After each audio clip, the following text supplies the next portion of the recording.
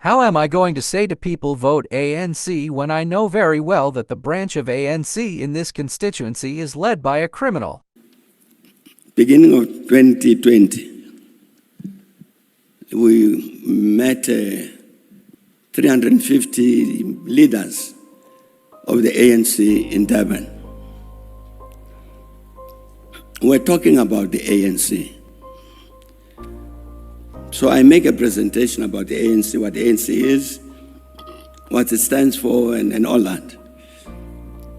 And later, a young fellow stands up and says, "President, I do not know this ANC you are talking about.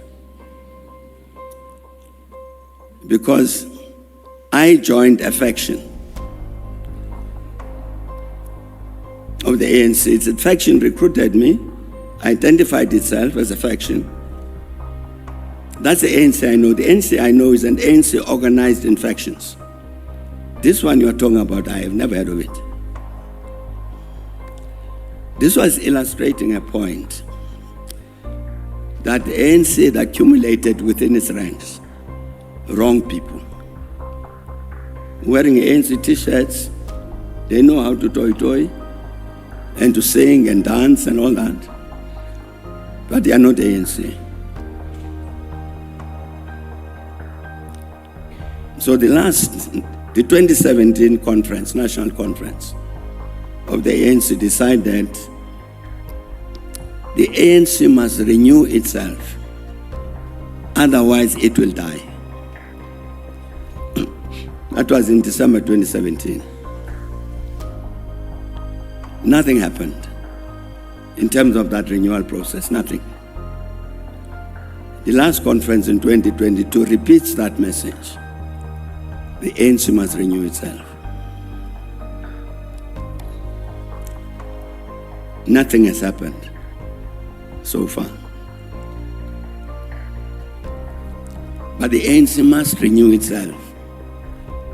I say to the ANC comrades that when you say I must go campaigning next year, to say to people, vote ANC.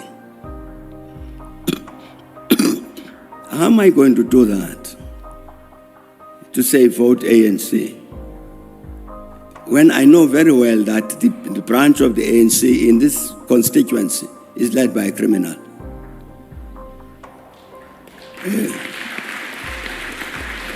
You can't. It's not possible to go and say vote ANC for a criminal. The renewal process is important. But now, colleagues, I'm sorry to be talking ANC politics to you. The obvious challenge with regard to that renewal process is that as people talk about this ANC must renew itself because it had accumulated wrong sorts of people who are now doing wrong things, being greedy, corrupt, and all this. I look at myself and I say, it's going to catch me, this process. So what do? I must block it. I must make sure it doesn't happen. I'm answering our colleague from the Northern Cape to say, let's objectively look at the reality he was talking about. It's a much larger reality of, I was saying, a systematic process to destroy the democratic state all round. I'm talking about even the governing party, which has got people within itself who will resist its renewal and therefore perpetuate this reality that you've got people in the ANC who are greedy, who are thieves, who are corrupt. To perpetuate that, if you don't renovate, you don't renew the ANC, you will perpetuate that. That's the reality we've got to deal with. So the question remains, like on the crime issue, what is to be done? What do we do to defeat these people who systematically want to destroy this democratic state? Who are they? If Brian says to me, President, please put one only here, I'll throttle him.